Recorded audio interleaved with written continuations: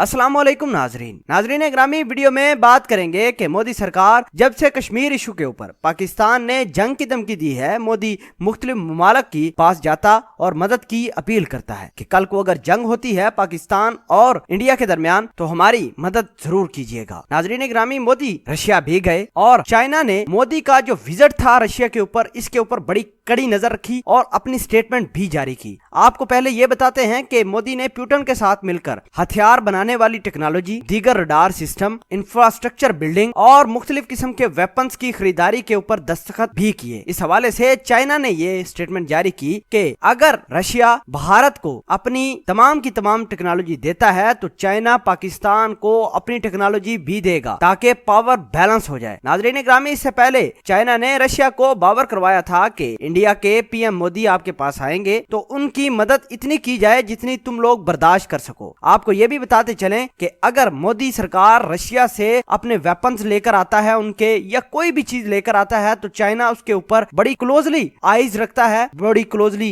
नजर रखता है। और उसने ये कहा है कि अगर भारत को रशिया की जानब से वेपन्स मिलते हैं तो वो पाकिस्तान को अपने यानी चाइनीज वेपन्स पाकिस्तानी आर्मी को दिए जाएंगे ताकि भारतीयों का अच्छे तरीके से मुकाबला किया जा सके। आपको ये बताते चलें कि बेशक चाइना और रशिया के दरमियान एक स्ट्रेटेजिक पार्टनरशिप है, लेकिन चाइना पाकिस्तान के ऊपर भी किसी किस्म की कोई कंप्रोमाइज नहीं करेगा। नाज़रीन ग्रामी, चाइना पाकिस्तान के ऊपर किसी मुल्क को और प्रायोरिटी नहीं देता। यही वजह है कि चाइना के डिफेंस और इनके पीएम खुद मीडिया पर आए और उन्होंने इस बात का इंकशाफ किया कि अगर रशिया भारत को अपने वेपन्स देता है, टेक्नोलॉजी देता है, तो पाकिस्तान को भी चाइना की जानब से टेक्नोलॉजी और वेपन्स दिए जाएंगे। इससे पहले भी पाकिस्तान और चाइनीज के दरमियान कुछ दिन पहले एक एक्सरसाइजेस कंडक्ट किए गए थे और उसमें पाकिस्तान को मुख्तलिफ किस्म की जो न्यू टेक्नोलॉजी से मुतारफ भी करवाया गया था, जिससे भारत बहुत ज्यादा परेशान था और भारतीयों को यह पता चल गया था कि चाइना ने अब पाकिस्तान को अपने हथियार देना शुरू कर दिए हैं। यही वजह है कि मोदी मुख्तलिफ ममालिक के पास भागता फिरता रहा और मोदी मुख्तलिफ ममालिक के पास जाकर मदद की अपील भी करता रहा